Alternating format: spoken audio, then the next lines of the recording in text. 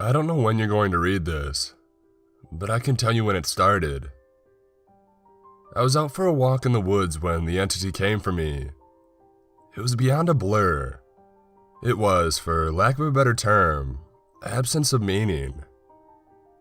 Where it hid, there were no trees, and where it crept closer, there was no grass.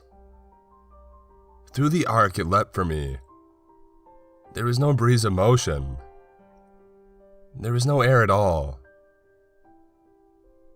As it struck, I felt the distinct sensation of claws puncturing me somewhere unseen, somewhere I'd never felt before. My hands and arms and legs and torso seemed fine and I wasn't bleeding, but I knew I'd been injured somehow. As I fearfully ran back home, I could tell that I was less. I was vaguely tired and it was hard to focus at times. The solution at the early stage was easy. A big cup of coffee helped me feel normal again.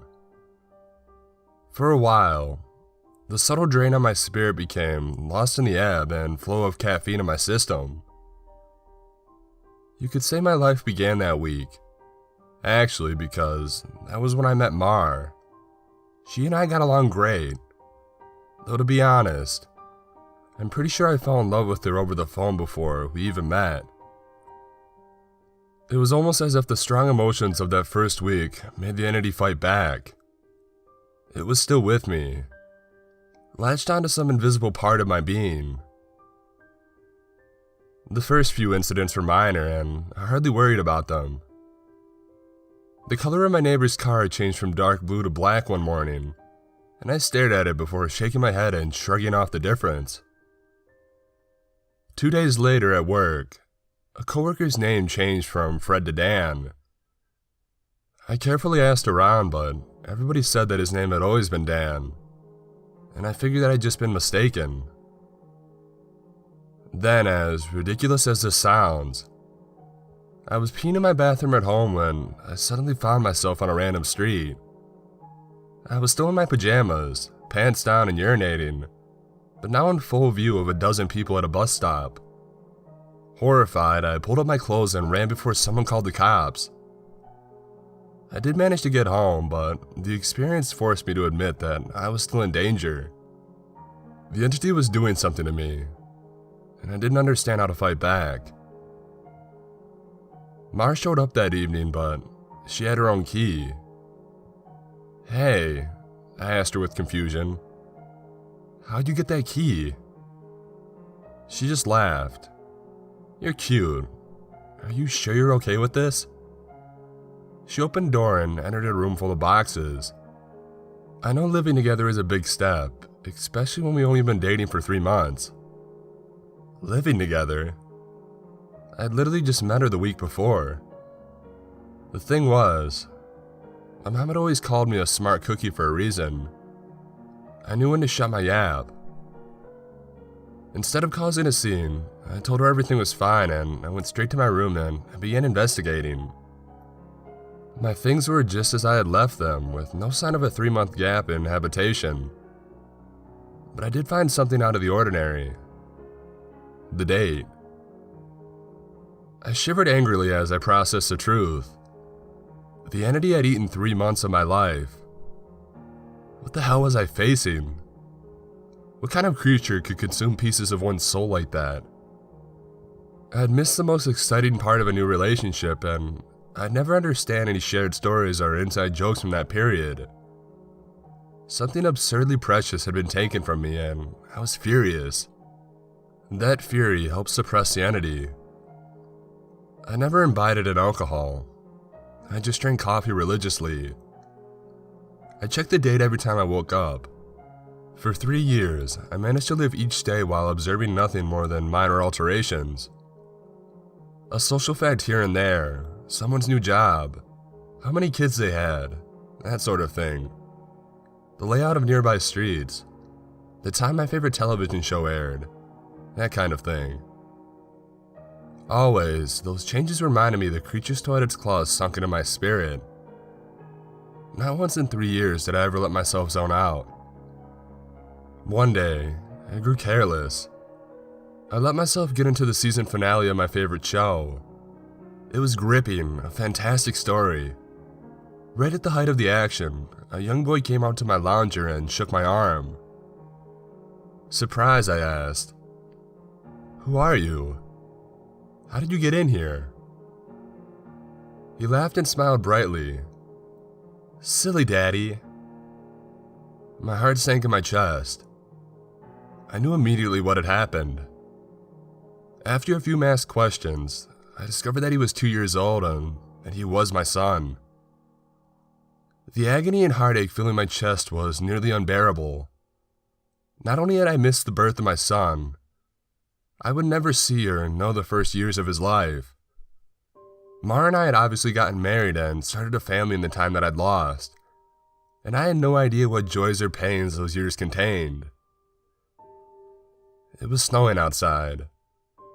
Holding my son and son in my lap, I sat and watched the flakes fall outside. What kind of life was this going to be if slips in concentration cost me years? I had to get help. The church had no idea what to do. The priest didn't believe me, and they told me that I had a health issue rather than some sort of possession. The doctors didn't have any clue either. Nothing showed up on all of their scans and tests, but they happily took my money in return for nothing. By the time I ran out of options, I decided to tell Mar. There was no way to know what this all looked like from her side. What was I like when I wasn't there? Did I still take our son to school? Did I still do my job? Clearly I did, because she seemed to be none the wiser. But I still had a horrible feeling that something must have been missing in her life when I wasn't actually home inside my own head. But the night I set up a nice dinner in preparation, she arrived not by unlocking the front door, but by knocking on it. I answered and found that she was in a nice dress. She was happily surprised by the settings on the table. A fancy dinner for a second date? I knew you were sweet on me. Thank the Lord I knew when to keep my mouth shut. If I had gone on about being married and having a son, she might have run for the hills. Instead, I took her coat and I sat down for our second date. Through carefully crafted questions, I managed to deduce the truth. This really was our second date. She saw relief and happiness in me, but interpreted that as dating jitters. I was just excited to realize that the entity wasn't necessarily eating whole portions of my life. The symptoms, as I was beginning to understand them, were more like the consequences of a shattered soul. The creature had wounded me, broken me into pieces. Perhaps I was to live my life out of order, but at least I would actually get to live it. And so it went on for a few years, from my perspective. While minor changes in politics or geography would happen daily, major shifts in my mental location only happened every couple months. When I found myself in a new place and time in my life, I would just shut up and listen. Make sure to get a lay of the land before doing anything to avoid making mistakes. On the farthest flung leap yet, I met my 6-year-old grandson and I asked him what he wanted to be when he grew up. He said, "A writer," and I told him that was a fine idea. Then I was back in month 2 of my relationship with Mar, and I had the best night with her on the riverfront. When I say the best, I mean the best. Knowing how special she would become to me, I asked her to move in. I got to live through what I had missed the first go-around, and I came to understand that I was never mentally absent. I would always be there, eventually. When we were moving her boxes in, she stopped for a moment and said she marveled at my great love, as if I had known her for a lifetime and never once doubted she was the one. That was the first time I truly laughed freely and wholeheartedly since the entity had wounded me. She was right about my love for her, but for exactly the reason she considered a silly romantic analogy. I had known her my whole life, and I had come to terms with the situation and found peace with it. it wasn't so bad to have sneak peeks at all the best parts ahead. But of course, I wouldn't be writing this if it hadn't gotten worse. The entity was still with me. It had not wounded me and departed like I wanted to believe. The closest I can describe my growing understanding was the creature was burrowing deeper into my psyche, fracturing it into smaller pieces. Instead of months between major shifts, I began having only weeks. Once I noticed that trend, I feared my ultimate fate would be to jump between times of my life heartbeat by heartbeat, forever confused, forever lost. Only an instant in each time meant I would never be able to speak with anyone else, never be able to hold a conversation, never express or receive love. As the true depth of that fear came upon me, I sat in an older version of me and watched the snow falling outside. That was the one constant in my life. The weather didn't care who I was or what pains I had to face. Nature was always there. The falling snow was like a little hook that kept me in place. The pure emotional peace it brought was like a panacea of my mental wounds. And I never yet shifted while watching the patter of falling snow and thinking of the times I've gone sledding or built a snow fort as a child. A teenager touched my arm. "Grandpa?" "Huh?" He startled me out of my thoughts, so I was less careful than usual. "Who are you?" He half grinned as if not sure whether I was joking or not. Handing me a stack of papers, he said, "It's my first attempt at a novel. Would you read it and tell me what you think?" "Ah, of course. Pursuing that dream of being a writer, I see." He burned bright red. "Trying to, anyway." "Alright, run off. I'll read this right now." The words were blurry and annoyed. I looked for glasses I probably had for reading. Being old was terrible, and I wanted to leap back into a younger year, but not before I read this book. I found my glasses in a sweater pocket and began loafing through. Mar puttered in and out of the living room. Still beautiful, but I had to focus. I didn't know how much time I would have there. It seemed that we had relatives over. Was it Christmas? A pair of adults and a couple kids I didn't recognize tramped through the hallway, and I saw my son, now adult, walk by with his wife on the way out the door.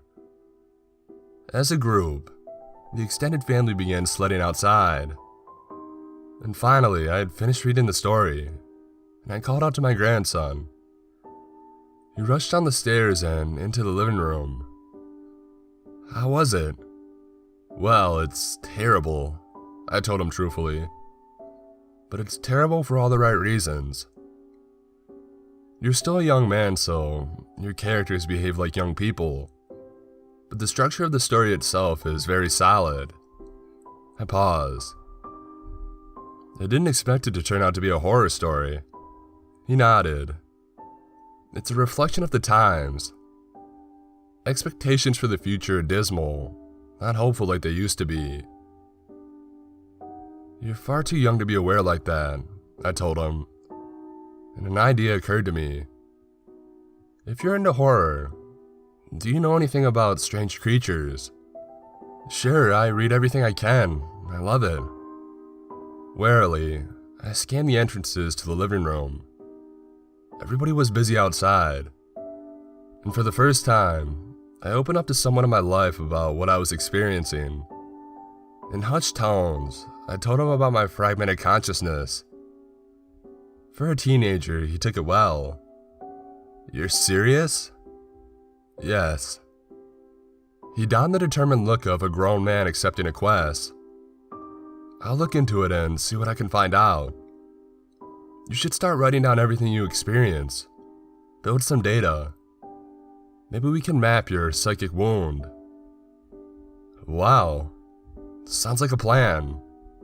And I was surprised. That made sense, and I hadn't expected him to have a serious response. "But how will I get all the notes in one place?"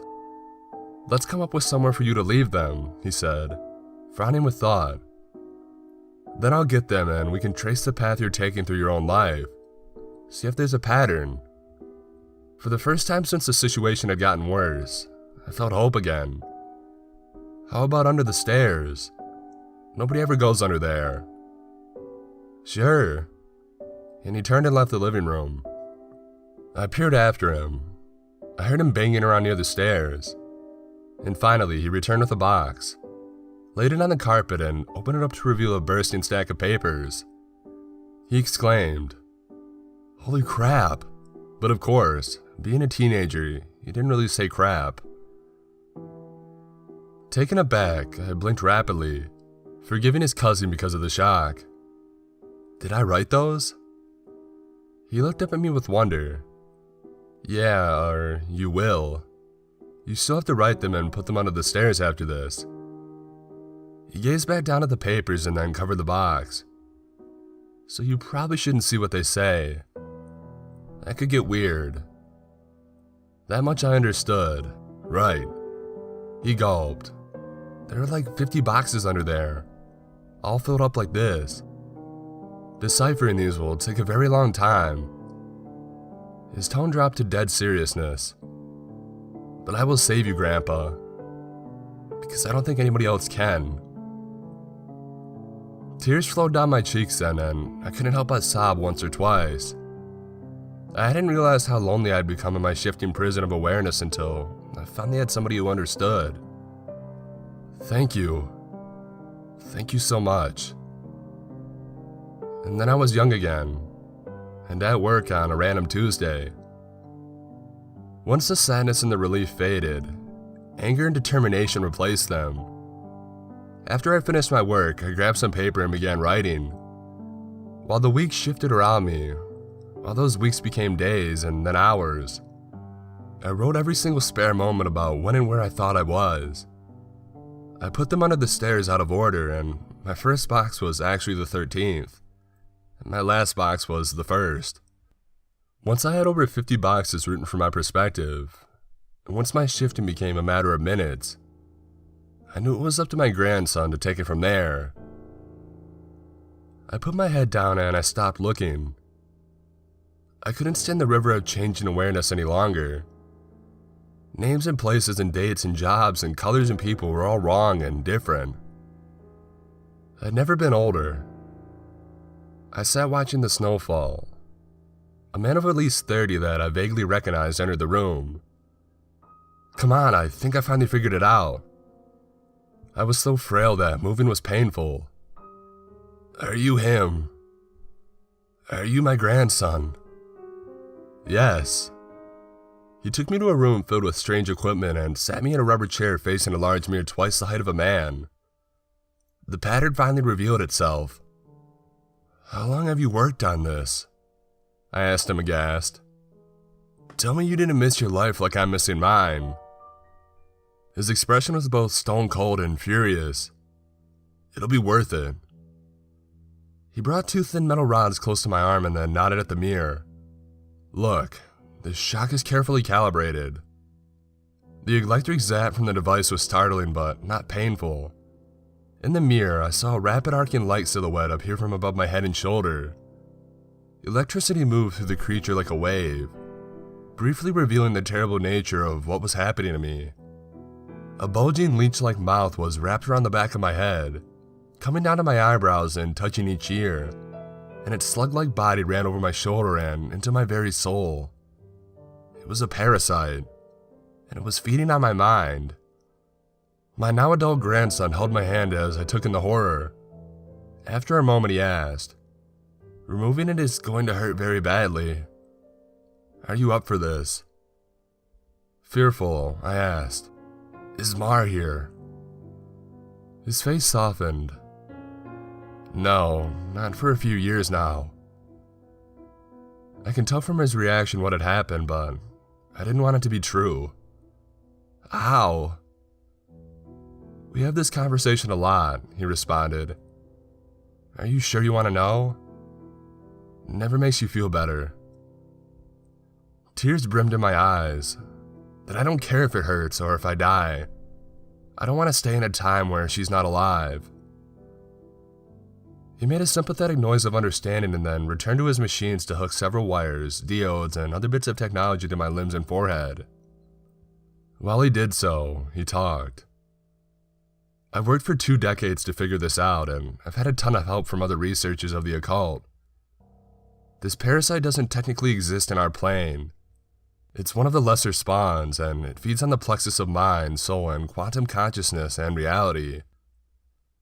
When details like names and colors of objects changed, you weren't going crazy. The web of your existence was merely losing strands as the creature ate its way through you.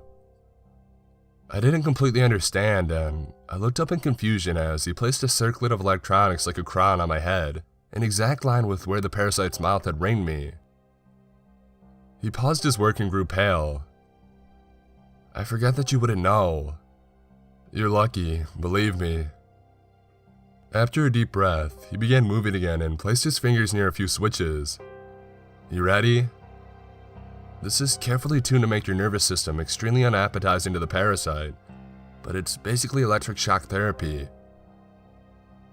I could still see Mars smile, even though she was dead. I had just been with her moments ago. Do it. The click of the switch echoed in my ears, and I almost laughed at how mild the electricity was. It didn't feel like anything, at least at first. And then I saw the mirror shaking and my body with that image convulsing. Oh no, it did hurt. Nothing had ever been more painful. It was just so excruciating that my mind hadn't been able to immediately process it. As my vision shook and fire burned in every nerve of my body, I could see the reflected trembling light silhouette of the parasite on my head as it writhed in agony equal to mine. It had claws. 6 clawed lizard-like limbs under its leech-like body, and it cut into me in an attempt to stay latched on. The electricity made my memories flare. Mars' smile was foremost, lit brightly in front of a warm fire as the snow fell past the window behind her. The edges of that memory began lighting up, and I realized that my life was one continuous stretch of experience. It was only the awareness of it that had been fragmented by the feasting evil on my back. I never managed to be there for the birth of my son.